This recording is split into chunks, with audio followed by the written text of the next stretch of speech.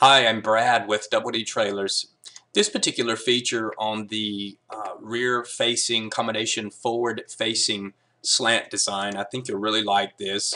So if you take a look at your screen, here's an article published by the Journal of Veterinary Behavior. It's in 2012, so it's recent information. And it says effects of different positions during transport on physiological and behavioral changes of horses. Of course, this is about an 8-page document. Don't worry, I'm not going to read 8 pages to you, but I did highlight the areas I thought that were pertinent. And in their summation on their intro, it says, although facing backward was the travel position that provoked the greatest number of horse movements, it did not have a negative effect on physiological and behavioral parameters during and after the journey.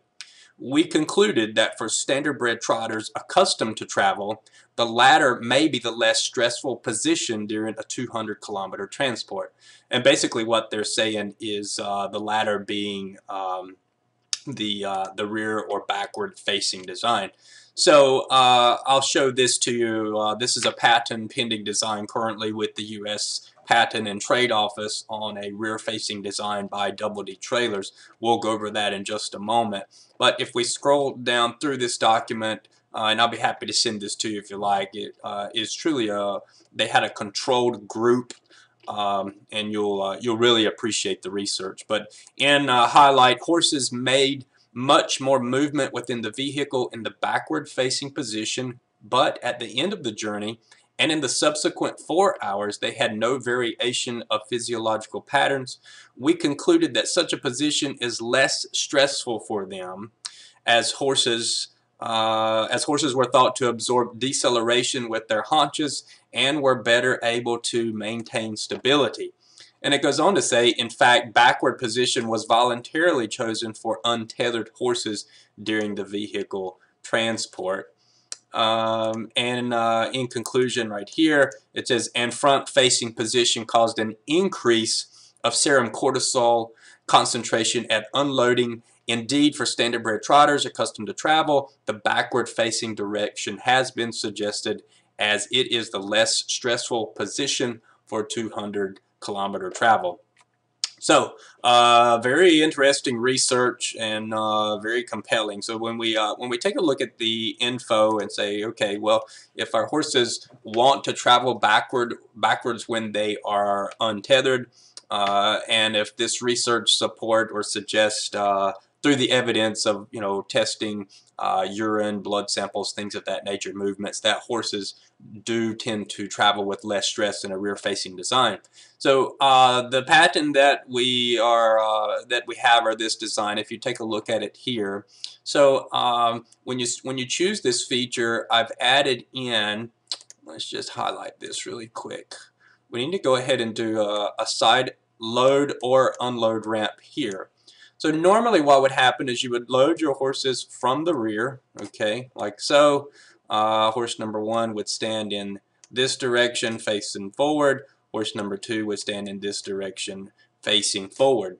So when we add in the side unload ramp, obviously you could walk your horse out the side, pivot this particular divider around toward the wall, okay, and then walk out horse number 2 through here. So I'm going to get rid of all these lines there quickly. The rear-facing design does the same thing in the same model trailer. So you'll still be able to continue to forward face, no problem whatsoever, and you don't have to change a thing. When you select this feature, we're going to add the following things for you. Okay, so we're going to go ahead and add in the side ramp here. All right, we're going to add a couple of additional roof vents in the top here.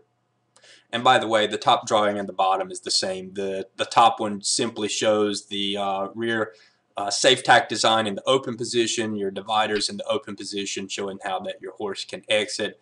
And it reads, horses are rear facing while traveling and rear unload, or you may forward face and front unload.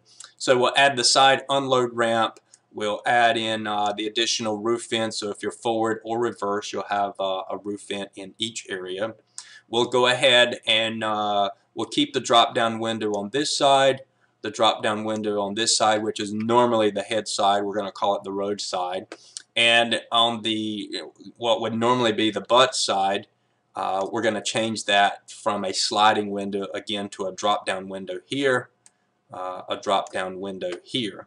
Okay, so regardless of position, you'll have a drop down very large window with bars so that you may feed or access your horse's head. And then the other thing that we're going to do with this feature, we're going to go ahead and add in an escape door here. So when you load this last guy, you could easily step out through that door or simply use the walk-through door rather through the bulkhead wall. Okay. So when you select this feature, you're getting you're choosing the additional side unload ramp, the extra roof vents. There'll also be an extra tie per horse on the ditch side, the additional escape door, and also making, I didn't point this out earlier, but we're going to need a double hinge divider because this divider has to be able to hinge on either end to get your horse in and out of there. Okay. Oh, and the last thing that I failed to mention, additional footage in this stall. I'd like to have a really large opening. So if you do plan to load through this side door here, I went ahead and made this what's normally a 40-inch measurement there. We went ahead and made that a 52-inch. So we did add a full foot to that front stall. And what that does is it will, of course, provide a nice, open, inviting area when you're loading through that side load ramp. And it will also provide just additional space to fit in a larger guy. So in a conventional stall, without adding anything to the trailer, we can normally comfortably haul up to a 15.3 or a 16-hand horse. And by changing the dimensions here, we'll increase this cross measurement to I think it's approximately 127 inches, so over 10 feet, and then about 43 inches on the width there. So a lot of space for a really large guy. Okay, that's all I have for now. Any questions, drop us an email, brad@doubledtrailers.com, or give us a call toll free at 888-244-2029, and of course the website doubledtrailers.com. Thanks so much.